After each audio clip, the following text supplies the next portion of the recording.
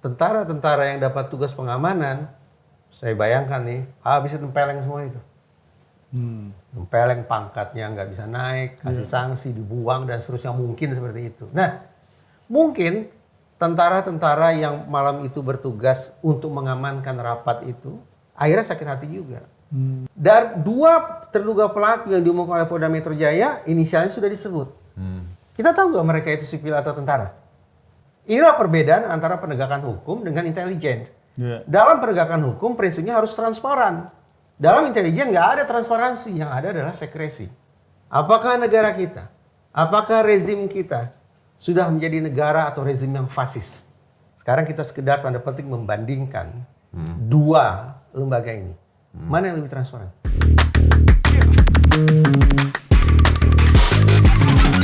Mas, akhirnya ya. Buat yang kedua kalinya kan? Berapa bulan kita tertunda ke sini? 12 bulan, Mas. 12 bulan. Iya kan? Welcome, Mas. Welcome. Akhirnya datang Terima juga. kasih, terima kasih. Ini kita sekarang topik pertama nih, Mas. Yuk.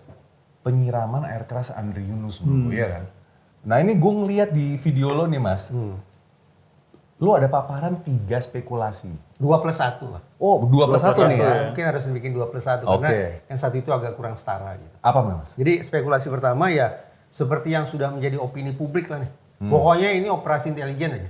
Ada lembaga negara yang tidak suka pada warga negaranya, lalu mencoba untuk menghilangkan warga negara dengan operasi-operasi intelijen. Betul. Itu spekulasi pertama, yang saya nggak begitu setuju juga dengan spekulasi itu. Spekulasi yang kedua, ya ini kejahatan konvensional, artinya Andri Yunus sudah memunculkan perasaan tidak senang pada individu-individu tertentu. Nggak ada urusannya dengan politik tingkat tinggi, nggak ada urusannya dengan elit, tapi memang sekali lagi ini masalah perseteruan atau gesekan antar individu. Kejahatan konvensional, mirip premanisme, pembegalan, penganiayaan di tempat terbuka, kejahatan jalanan, atau sejenisnya. Nah, spekulasi yang satu lagi, 2+1 adalah, ada nggak kemungkinan ini adalah sebuah rush operation? Operasi sempalan. Operasi merah. Ya, operasi merah. Benar bahwa Pengertian sempalan apa? begini, para pelaku itu kan memang diakui oleh TNI bekerja di Dema Bais TNI. Tapi mereka saat itu sesungguhnya tidak sedang menjalankan sebuah tugas lembaga. Mereka beraksi sendirian, mereka beroperasi dengan siapapun yang jadi cukongnya, tidak bawa-bawa nama lembaga, di luar instruksi komandan, di luar struktur organisasi. Inisiatif sendiri lah. Sempalan. Oke, ini sekarang kita mau dalamin dulu yang mana nih? Intelijen dulu nih sekarang. Yang pertama, spekulasi pertama. Kenapa lo bilang nggak mungkin nih intelijen? Iya. Karena kata intelijen itu kata kuncinya adalah sekresi, bukan transparansi. Jadi nggak ada istilah tembus pandang, semuanya harus kerahasiaan. Diterjemahkannya gimana? 1, anonim. Orang-orang intel itu nggak boleh terungkap identitasnya. Nah, setuju. Identitas harus ditutup, disamarkan, disangkal. At any cost gitu ya. Kayak gitulah pokoknya. Ini Singgi bukan? Ngakunya Singgi, tapi identitas asli siapa? Gak ada yang tahu. Nah, persoalannya di pihak TNI pun sudah menyebut inisialnya si ini, si ini, si ini, si ini. Pangkatnya itu dan seterusnya. Dari satuan kerja ini dan seterusnya. Itu artinya prinsip pertama yaitu anonim sudah gugur. Nggak terpenuhi malam itu. Mukanya juga kelihatan. Nggak pakai sarung tangan. Dan kelihatan tuh ketika beroperasi gelagapan karena katanya juga kena air keras. Tapi kalau misalnya itu Operation Flag, Sebentar, flag, ayo. selesaikan dulu. Ya. Jadi prinsip pertama anonim sudah gugur. Prinsip kedua dalam operasi intelijen adalah covered action. Aksinya harus terselubung, tertutup. Faktanya ketangkap oleh CCTV. Jadi anonim dan coverednya tidak terpenuhi. Dengan kata lain, sekresinya nggak terpenuhi. Artinya ya bukan operasi intelijen. Bukan operasi Atau intelijen. kecerobohan. Nggak mungkin lah namanya operasi intelijen itu mengerahkan orang-orang yang sebodoh itu tuh nggak mungkin. Karena jangankan kita bicara operasi intelijen. Setiap pelaku kejahatan pasti ingin misinya berhasil dong. Betul kan? Apalagi operasi intelijen. Apalagi operasi intelijen yang dapat otorisasi oleh lembaga. Pasti mission harus accomplished. Maaf kata nih, target harus dihabisi. Pelaku harus hilang di telan bumi. Ibaratnya gitu. Tapi bukannya banyak institusi kita yang memang tidak profesional ya? Ini, seberapa jauh kita punya kesanggupan bikin asumsi bahwa Bais tidak profesional? Sanggup nggak bikin asumsi begitu? Mas, Kita nggak tapi pernah Bais tahu. itu tentara secara umum, doktrinnya adalah mati duluan siapa. Hmm. Andri Yunus diserang bukan dengan cara yang bisa mengakibatkan kematian. tapi mengarahkan ke muka itu katanya kematian juga tuh kan. Kalau sampai ke hirup sampai ke itu. Kalau memang posisinya berhadap-hadapan mau menyerang bagian seperti apa? Kecuali bagian depan. Saya dengar Mau nyerang bagian belakang. dengar podcastnya Salman Pontoh ya kalau nggak salah ya. Itu kan Baisnya tapi bagian Denma itu yang Betul, apalagi itu. bagian nyiap-nyiapin ngurusin rumah tangga. peralatan. Ngurusin rumah tangga. Oh, gitu. Jadi bukan orang-orang yang menjadi Ujung tombak. ujung dari- tombak operasi iya. intelijen gitu. Nah, sekali lagi, seberapa jauh kita bisa bikin asumsi Bais mengerahkan orang-orang yang ngurusin dapur untuk melakukan operasi Jadi bukan intelijen seperti field itu. agent biasanya sebutannya. Bukan Jadi katanya yang ditangkap itu yang empat itu Denma. Denmark. Ngurusin markas lah. Iya, iya. Ngurusin dapur lah. Sederhananya Detasemen gitu markas itu ya. Iya. Jadi satu nih, spekulasi sudah tereliminasi. Udah kita pinggir. Oke. Kemungkinan yang kedua, kejahatan jalanan. Faktanya, dari sekian banyak aksi-aksi penyerangan dengan menggunakan air keras, paling nggak di wilayah Jabodetabek, itu motifnya motif pribadi. Jadi lebih ke sana ya. Motif pribadi. Jadi dari sisi instrumen kejahatan aja kita sudah punya alasan untuk menduga ini adalah kejahatan konvensional. Kejahatan jalanan. Tapi kalau kita mau definitif ini kejahatan jalanan atau bukan, kita juga harus fair. Mengatakan bahwa semestinya yang kita ubak-ubak nih, yang kita ingin cari tahu bukan hanya seluk-beluk pelaku. Tapi juga seluk-beluk Andri Yunus itu siapa? Maksudnya profiling ini. Victim profiling. Oh, victim profiling. Tujuannya apa? Ada criminal profiling untuk tahu pelaku siapa sih, kenapa melakukan itu. Victim profiling bicara tentang siapa sih korban dan kenapa dia diposisikan sebagai korban. Kenapa dia dijahati. Saya menaruh rasa hormat ya terhadap Andri Yunus, aktivis sipil. Tapi kan Andri Yunus juga sama seperti kita. Urusannya bukan hanya urusan kantor.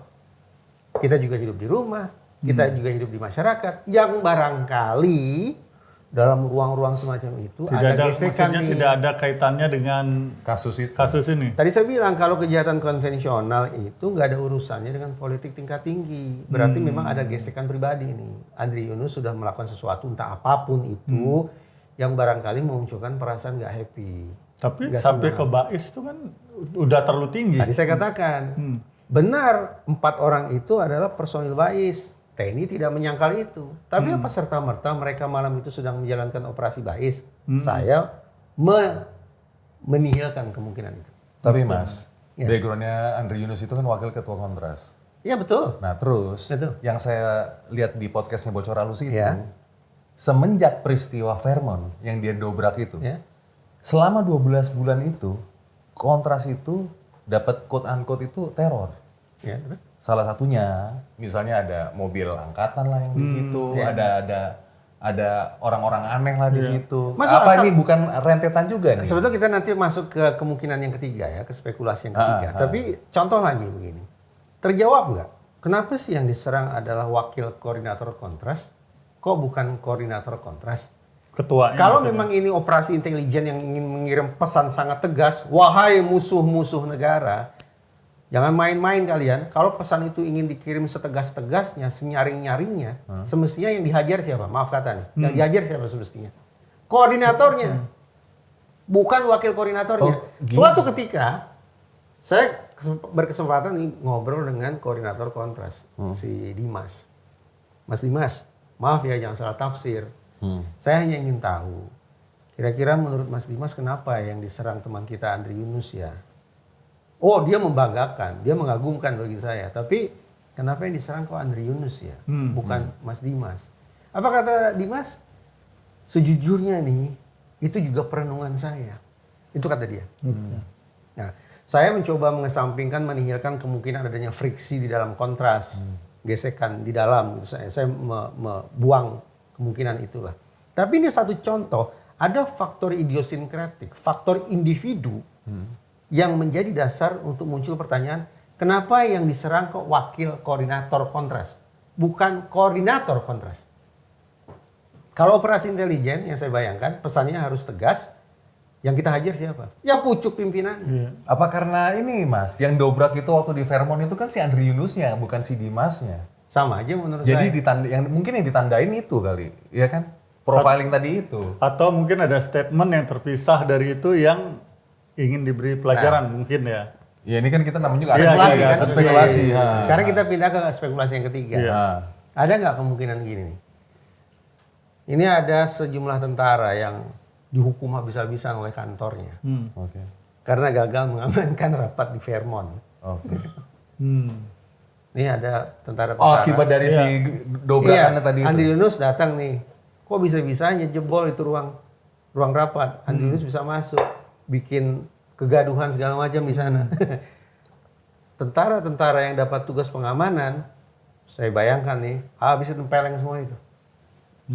Tempeleng pangkatnya nggak bisa naik, kasih sanksi, dibuang dan seterusnya, mungkin seperti itu. Nah, mungkin tentara-tentara yang malam itu bertugas untuk mengamankan rapat itu akhirnya sakit hati juga. Nggak Maksudnya beres juga nih. berarti masuk ke operasi sempalan dong. Makanya operasi sempalan. Sempalan. Kemungkinan itu. Jadi Bahwa itu yang Mas paling percaya teorinya yang paling ini ya? 2 dan 3. 2 dan 3. Kejahatan konvensional yang sekali lagi mengharuskan otoritas penegakan hukum untuk juga Tapi berarti melakukan Mas victim Reza sama profiling. aja bilang Bais itu berarti strukturnya itu nggak solid dong. Karena kalau Betul. Bais solid, nggak mungkin dong seorang pion itu lepas dari kontrol tadi dong.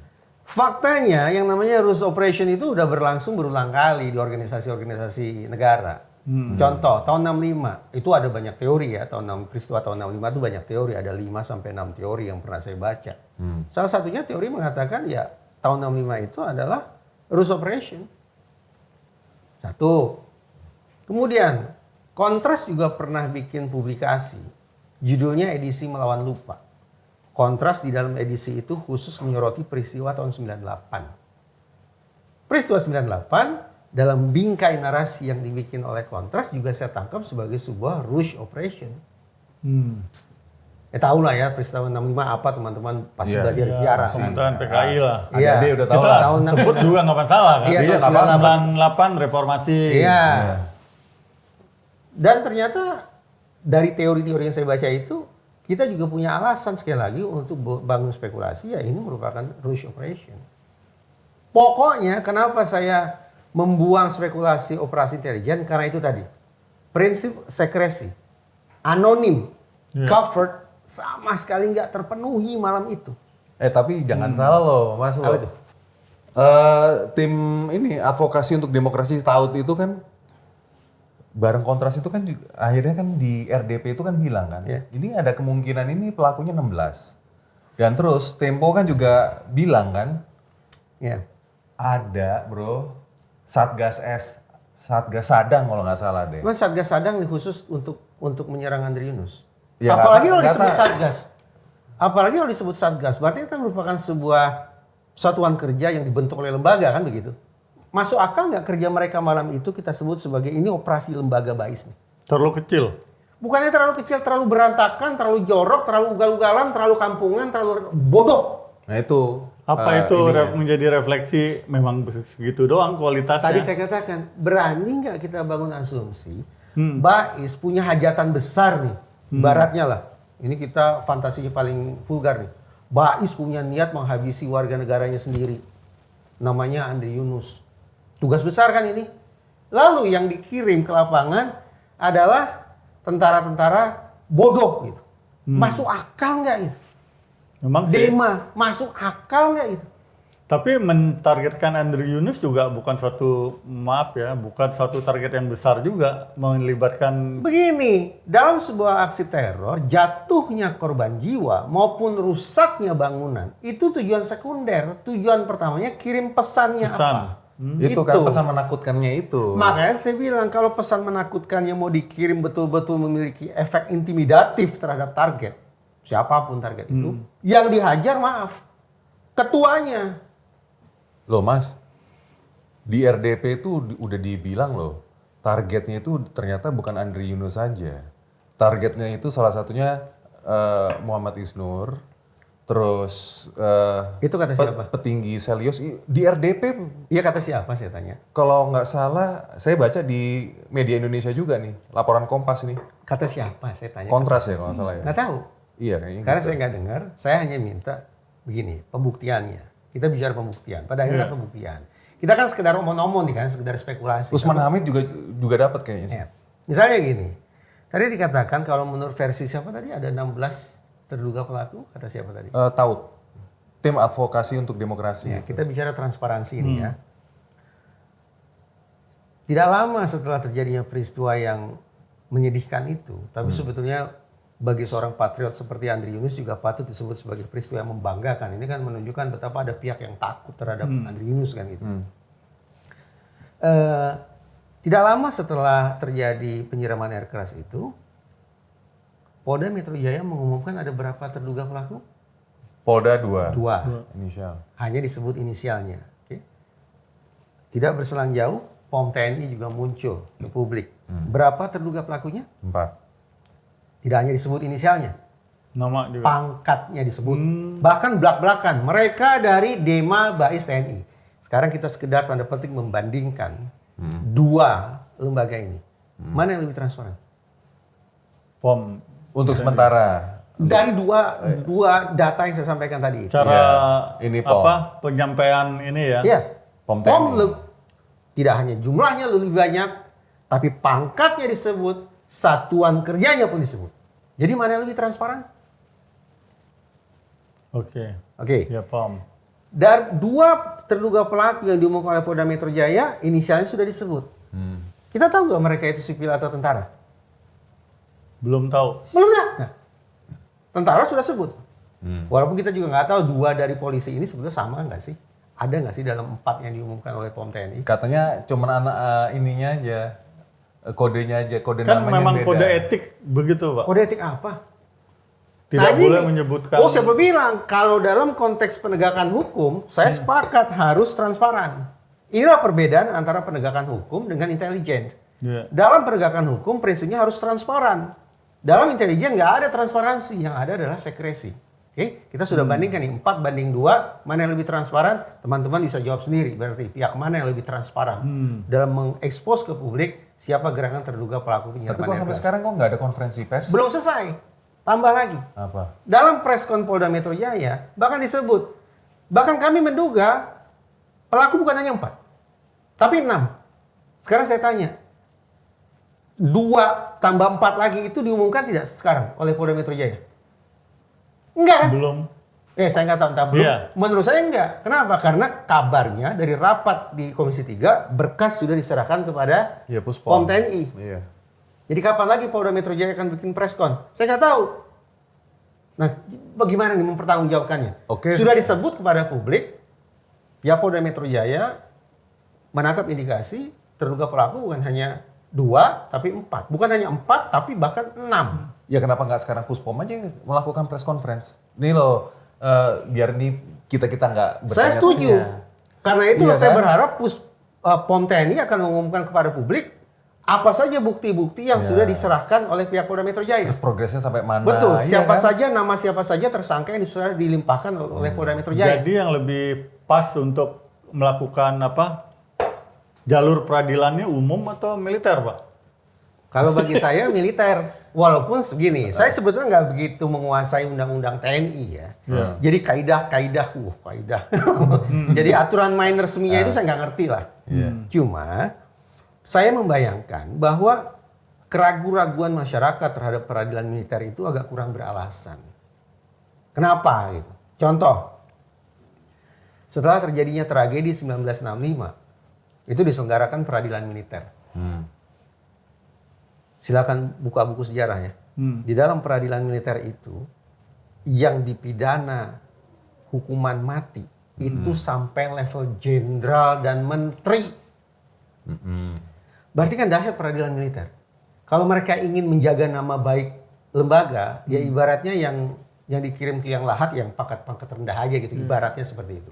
Tapi mereka terbuka, proses persidangannya transparan, terbuka untuk umum, bisa disaksikan, objektif, sampai level jenderal dijatuhi hukuman mati, sampai menteri dihukum mati. terlepas dieksekusi atau enggak, karena dapat pengampunan pada zaman Pak Harto dan zaman Pak Habibie kalau saya tidak salah. Faktanya peradilan militer bisa loh menjatuhkan hukuman mati kepada kolega mereka sendiri. Betapapun sudah punya bintang di pundak mereka. Satu. Lagi peristiwa tahun 98.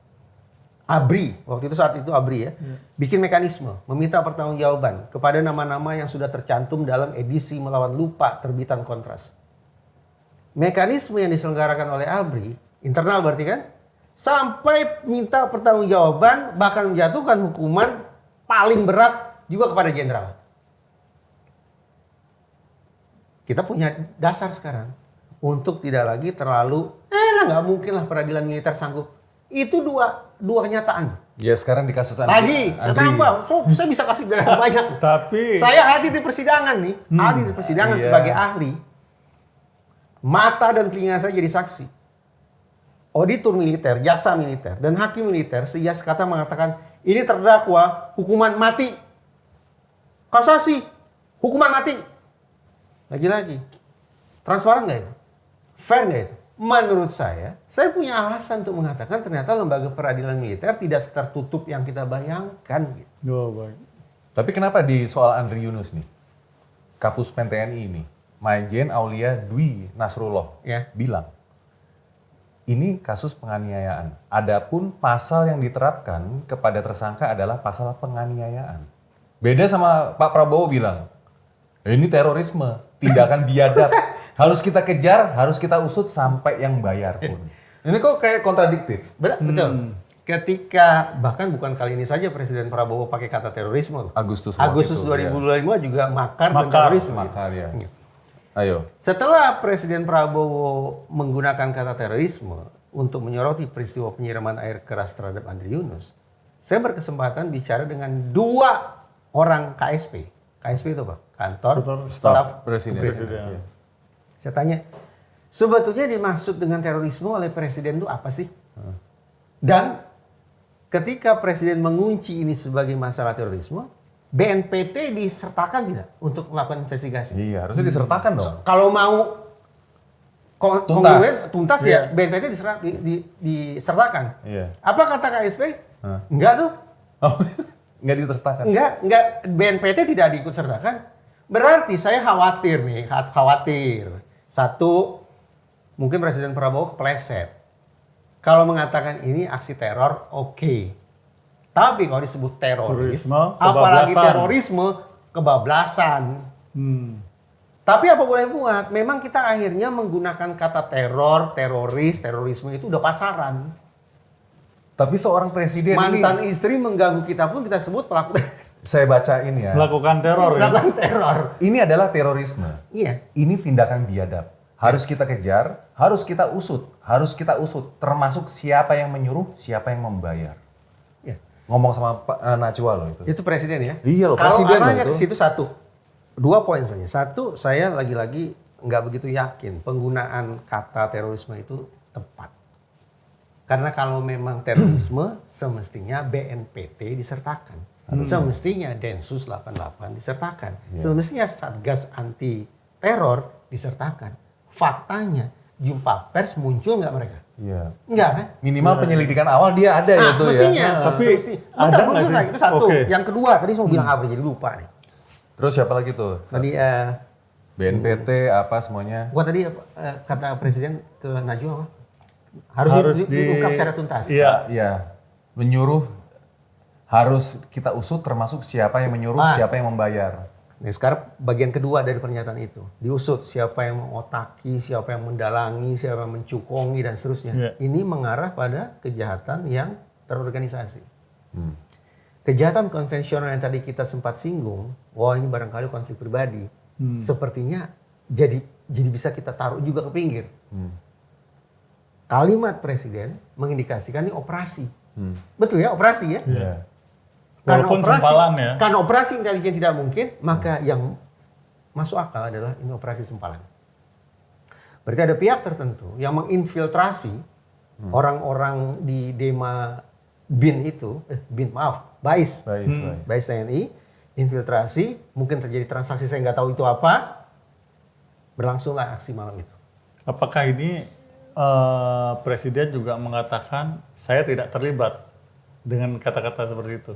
Justru loud and clear kalau menurut gue, karena Presiden nggak terlibat, dia jadi Dia begini. nggak punya beban. Nggak punya beban, jadi ngomong Cuman gini. ada satu pernyataan Presiden nggak jauh dari itu bahwa pengamat-pengamat yang tidak patriotik akan ditertibkan. Nah, ada kaitannya nggak nih menurut? Oh ya, ini terjemahannya jadi beda nih Nah. di lapangan gitu loh. Iya. Apakah itu terjemahannya begini jadi ini terus Presiden mengklarifikasi, saya nggak ikutan loh ini. Gitu kan. Presiden kaget loh, kok ada beginian gitu kan? Gimana tuh? Itu paling tepat menjawab sebelum orang KSP ya. Ya ini kan kita analisa aja, karena asumsi. ini- Kalau bagi aneh-aneh saya begini, nih. akhirnya begini. Ini proses investigasinya kan belum selesai. Oke. Jangan bicara persidangan, investigasinya aja belum selesai. Tapi ada 2 target yang sudah terrealisasi. Satu, memunculkan opini di kepala masyarakat bahwa yang namanya intelijen itu identik dengan violence, fear, dan intimidation. Satu, Oke. targetnya memunculkan opini itu. Hmm. Yang kedua, walaupun investigasinya belum selesai, tapi per hari ini masyarakat punya alasan untuk bertanya, apakah negara kita, apakah rezim kita sudah menjadi negara atau rezim yang fasis? Artinya, mendiskreditkan lembaga negara, baik itu TNI, dan juga mendiskreditkan rezim, yaitu penguasa. Violence, fear, intimidation, fasis. Menjadi kosakata, menjadi kata-kata, menjadi diksi yang kemudian akhirnya hari ini seperti menemukan alasan untuk kita lontarkan ke ruang publik. Nah, 2 target ini mempertegas yang tadi saya katakan. Andri Yunus itu, maaf, tubuhnya itu hanya medium. Benar yang tampak oleh mata kita ini adalah penyerangan fisik. Tapi boleh jadi ini merupakan operasi psikologis, psychological operation, PSYOPs. Tujuannya ada 2, deception, tipu daya, dan yang kedua opinion building. Opinion building arahnya tadi itu.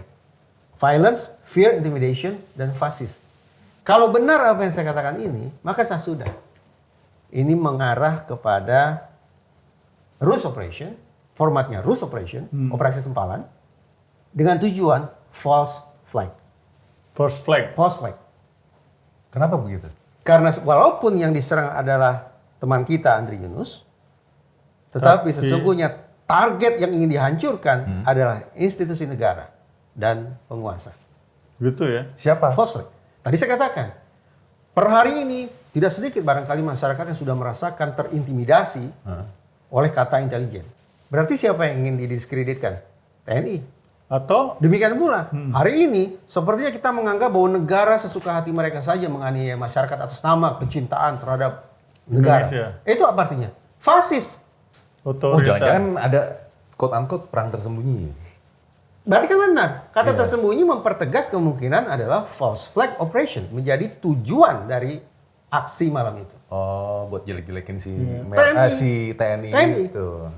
Dan juga mungkin menjelek-jelekan Tapi- penguasa juga. Kenapa gitu agak nggak masuk akal di Kenapa nggak masuk akal? missing link buat saya? Di mana Kenapa TNI-nya dihancurkan gitu ya? Padahal ini kan sekarang nih sekarang kita dikelilingi oleh Ya, TNI ya. berarti yang punya hajatan adalah pihak yang tidak suka pada TNI. Begitu ya kesimpulannya itu. Saya berpikir begini, ini saya sampaikan juga di beberapa tempat. Kalau mengacu pada survei, TNI itu sekarang sedang bagus-bagusnya loh. Salah satu lembaga negara yang mendapat kepercayaan masyarakat, peringkatnya di atas adalah TNI. Ngapain TNI bikin operasi yang justru kontraproduktif? Beresiko menjelek-jelekan mereka sendiri. Oke, ini sekarang nih. Berarti yang punya alasan untuk melakukan false flag operation ini, kalau kita sebut false flag operation, adalah pihak yang tidak suka dengan hasil survei itu. Jadi ada institution lah yang artinya bersaing ini ya. Ada pihak yang tidak suka bahwa TNI ternyata mendapat tempat istimewa di hati masyarakat. Oke. Titik. Ini pertanyaan terakhir nih.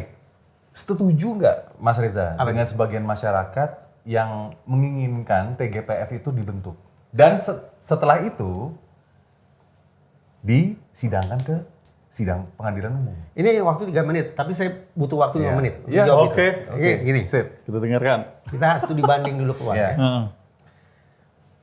Dasawarsa atau tahun 60-an 70-an, ada 3 presiden Amerika Serikat yang berturut-turut ingin menghabisi Fidel Castro. Oke. Ini Kuba nih harus kita obrak-abrik.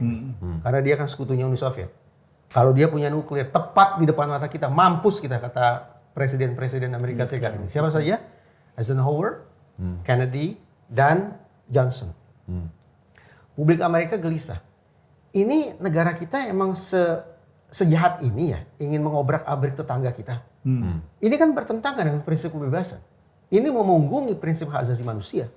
Itu kata publik Amerika Serikat. Lalu senatnya, wakil rakyat di Amerika Serikat, karena mereka orang bagus, mereka bentuklah komite. Namanya Komite Church Committee. Nama resminya panjang. Oke. Tugas komite ini adalah melakukan investigasi. Benar tidak? 3 presiden kita punya hajat besar ingin mengobrak-abrik Kuba dan menjatuhkan Fidel Castro. Bekerjalah komite ini sekian bulan. Simpulannya apa? Komite tidak menemukan bukti yang memadai bahwa Presiden Amerika Serikat, para penasihat mereka, dan lembaga-lembaga negara sudah cawe-cawe ingin menghancurkan Kuba dan menghabisi Fidel Castro. Artinya, Komite Church gagal. Clear ya? Okay. Yeah. Selesai? Belum. Setelah peristiwa teror gedung kembar September 11. Twin Tower. CIA melakukan penangkapan besar-besaran. Ratusan bahkan mungkin ribuan orang ditangkap, diinterogasi dengan cara-cara yang brutal. Kalau mereka pakai istilah extended interrogation method, enhanced interrogation method. Intinya brutal aja, disiram segala macam gitu. Demi negara gitu kan, demi keselamatan nusa dan bangsa Amerika Serikat. Tapi rakyat Amerika juga nggak bisa terima. Homeland Security lah. Iya, Amerika nggak bisa, masyarakat nggak bisa terima. Memang lembaga negara kita sudah jadi sedemikian brengsek gitu. Culik orang, nyiksa orang, kirim ke penjara tanpa persidangan. Kita sejahat itukah sebagai sebuah peradaban? Lalu dibentuklah komite lagi. Dipimpin oleh John Durham. John Durham kemudian dilanjutkan oleh siapa saya lupa namanya. Yang tugasnya adalah coba cek, lakukan penyelidikan di mana itu rekaman-rekaman CIA sudah melakukan interogasi brutal. Masuk ke eranya Barack Obama. Tugas komite itu diperluas. Bukan hanya mencari rekaman penyiksaan, tapi memastikan apakah CIA sudah melakukan pelanggaran terhadap undang-undang dan hukum internasional. Komite itu bekerja sekian bulan, bahkan sekian tahun. Hasilnya apa? Kosong melompong. Secara bukti memang nggak ada, tapi secara... Kan kita harus konsekuen bicara pembuktian. Kalau tidak ada pembuktian, berarti kita sekedar omon-omon, kasak-kusuk, gosip yang tidak bermanfaat. Menjawab pertanyaan Mas Singgi. 2 komite di Amerika Serikat dibentuk untuk melakukan investigasi terhadap kerja intelijen. Hasilnya apa? Zero. Gagal. Ya memang itu menjadi... Artinya, ini. kalau misalnya negara Indonesia ini membentuk TGPF, kita punya dasar untuk meramal. Berhasil nggak? Makanya, terindikasinya kan. Makanya saya mewanti-wanti, hati-hati pakai narasi operasi intelijen. Karena TGPF nggak akan bisa tembus ke sana. Unsur sekresinya terus ini harus dijaga. Itu sifatnya harus terus-menerus ada. Intelijen itu terikat dalam 3 doktrin. State secrecy, kerahasiaan negara. State impunity, pengampunan oleh negara. Dan national security. Ada teori yang ekstrim. Mungkin banyak orang tidak suka dengan kalimat ini. Tapi ini salah satu teori yang tidak bisa kita tutup. Ya. Kata teori ini, supremasi hukum tidak bisa mengatasi doktrin intelijen. Oke. Nggak suka, ya silakan. Tapi Jadi itu ada teorinya. tidak akan pernah ketemu. Kalau yang namanya operasi intelijen nggak akan bisa ditembus. Termasuk dengan alasan demi supremasi hukum sekalipun. Atau human right, HAM, untuk HAM sekalipun ya. Kan tadi saya bilang, doktrin intelijen ini tidak bisa diatasi oleh apapun. Jadi percuma nih. Berarti ini kita udah tahu arahnya gimana. Paling jangan pelaku lapangan aja dong. Benar dong. Kalau walaupun cuma Pak Presiden udah ngomong kalau begitu cuma ya. pelaku lapangan saja, Selesai- berarti kan ini. selesai di sana. Rules Case operation, operasi sempalan. Jadi case close sampai di sana. Kemungkinan Menurut ujungnya. saya, ramalan saya case close bukan sebagai sebuah operasi intelijen. Tadi kita sudah sebut syarat-syarat operasi intelijen loh ya. Iya. Dan syarat-syarat itu tidak terpenuhi. Nah ini jangan-jangan arahnya udah ke situ karena penganiayaan aja nih. Nah, tinggal tersisa 2 kemungkinan, kejahatan konvensional atau rouge operation. Perkiraan saya mengacu perkataan Presiden Prabowo, ini arahnya ke rouge operation. Berarti ada pihak tertentu, siapapun itu saya tidak tahu, yang sudah melakukan infiltrasi terhadap personil-personil di Dema Bais TNI, lalu mempekerjakan mereka untuk melakukan sebuah operasi dengan tujuan false flag. Untuk membangun ketakutan di masyarakat terhadap yang namanya intelijen, untuk membangun keyakinan di hati masyarakat bahwa Indonesia jadi fasis. Yang mengerikan lagi itu, Mas, kalau misalnya ini nggak tuntas, berarti kan akan ada kejadian seperti ini lagi dong nanti ke depannya. Kan yang ngerinya kan itu kan, Mas. Masuk akal. Sudah pasti. Iya kan? Dalam kehidupan bernegara bagian dari... Gak usah kita embel-embeli operasi intelijen kah, rouge operation kah. Kejahatan konvensional. Urusannya otoritas penegakan hukum, kepolisian. Siapa yang bisa jamin besok tidak ada lagi kejahatan jalanan? Benar. Nggak ada. Iya. Gitu. Mas, thank you ya. Thank you. Sama-sama. Ciao.